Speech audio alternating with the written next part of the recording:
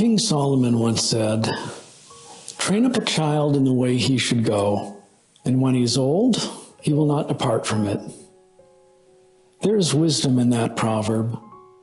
Wisdom not just for nuclear families, but for spiritual families as well. Little had changed in the prospects of the newly formed Church of the Lutheran Brethren when a small group of delegates gathered in Duluth, Minnesota in June 1901 for the Synod's first annual convention. The number of member congregations still stood at 5, and there weren't even enough trained pastors to serve them all. There was by then little hope that new pastors could be found for CLB congregations from the existing Norwegian Lutheran seminaries, which were united in their opposition to the new denomination. By the time the CLB reached its one-year anniversary in December 1901, it was apparent to all within the CLB that they must find a viable Bible school option for training their own pastors and missionaries, or fade away from the lack thereof. When delegates from 8 CLB member congregations met in Morton, North Dakota, for the Synod's second annual convention in June 1902, the pressing need for a new Bible school was foremost on their minds. A 3-person Bible school committee was created to explore all options and bring a proposal back the following year. One committee member, Pastor Ian Browen of Osakis, Minnesota, took upon himself the added task of putting together an experimental short-term Bible school program for young people in his 2 rural congregations.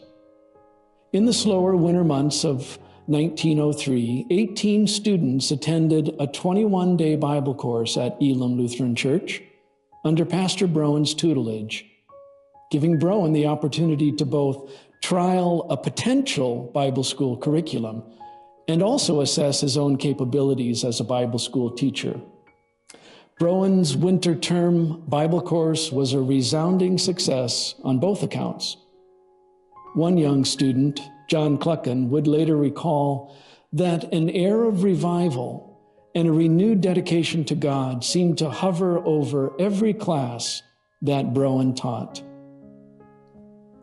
Browen and the Bible School Committee brought a unanimous recommendation to the 1903 annual convention that the Church of the Lutheran Brethren should establish a new, centrally located Lutheran Bible school in Wahpeton, North Dakota. They reported that a spacious classroom could be rented at reasonable cost in the newly constructed Wahpeton High School and recommended a fall 1903 opening date. The convention delegates accepted the committee's recommendation, called Ian Browen to be president of the new Bible school, and appointed K.O. Lundeberg as the second faculty member. The Bible school opened on November 2nd, 1903, with only 8 students in attendance. Not to be discouraged, Browen cheerfully based his opening day sermon on Zechariah 4:10. "Who hath despised the day of small beginnings?" He was right to be optimistic. By the end of that first year, student numbers had increased to nearly 30. Funds were raised during the 1904 summer break to build 2 faculty houses and a 2-story building on the north end of town. The main building was outfitted with classrooms, offices, a kitchen, a dining hall, and dormitory space to accommodate 50 students. Even though K.O. Lundeberg only remained at the Bible school in Wahpeton for 5 years before resigning to take up a pastoral call in Minneapolis, Minnesota, he would look back on those years of teaching New Testament exegesis, dogmatics, and catechism classes with great fondness.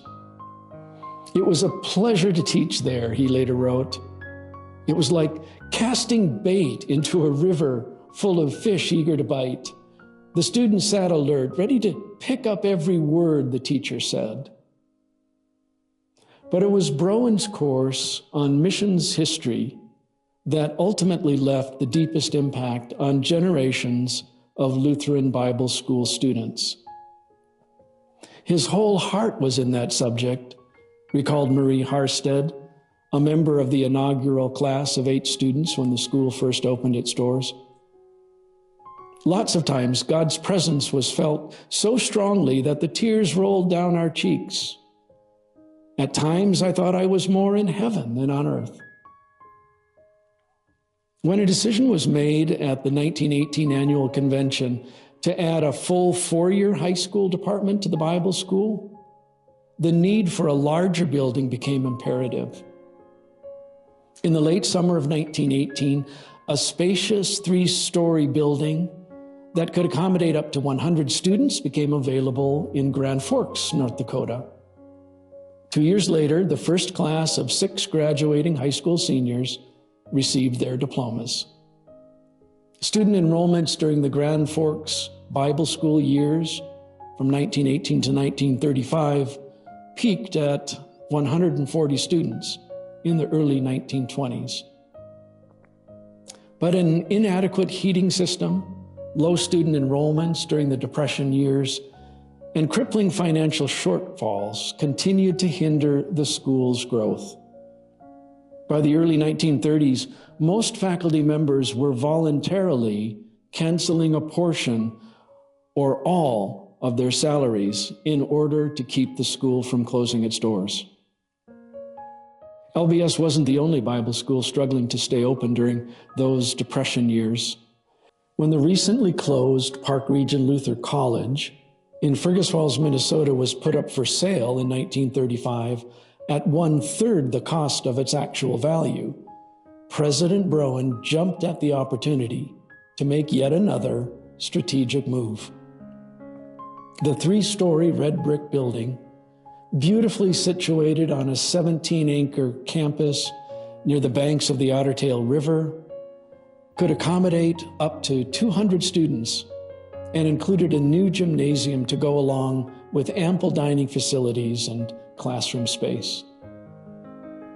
While Broen was there to preside over yet another school move during that summer of 1935, he would not be around to witness the longer-term blessings that the provision of the spacious new building and campus in Fergus Falls would ultimately lead to. During the winter of 1937-38, Broen was on an extended preaching tour in Norway when he became bedridden with a severe case of influenza. He passed away peacefully on February 24th, 1938, in Moss, Norway. He was 74 years old. Broen had served faithfully at the helm of the Lutheran Bible School for 3.5 decades, but it would be up to the next generation of LBS leaders, S.L. Cleva, M.E. Sletta, E.M. Strum, C. Christensen, and A.A. Peterson, to build upon the foundation that E.M. Broen had so skillfully laid. In 1948, the high school department of the Lutheran Bible School would take on a new name, Hillcrest Lutheran Academy, to distinguish it from the Bible College and Seminary departments. For the remainder of the 20th century, these 3 departments would collectively be known as Lutheran Brethren schools, with combined annual enrollments consistently topping 200 students by the mid-1970s. In 2003, exactly 100 years after the founding of the Lutheran Bible School in Wahpeton, Hillcrest Lutheran Academy was incorporated as an independent private school with its own board of directors, while remaining as an affiliate school of the CLB. In 2020, Hillcrest acquired a second campus in Fergus Falls and became a full-fledged K-12 private Lutheran school. And LBS? It is still alive and well.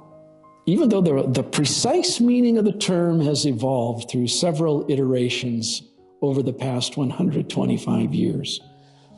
From the Lutheran Bible School of the Wahpeton and Grand Forks years to the Lutheran Brethren schools of the post-World War II era to the Lutheran Brethren Seminary of today, LBS has continued, by God's grace, to be the flagship educational institution of the Church of the Lutheran Brethren.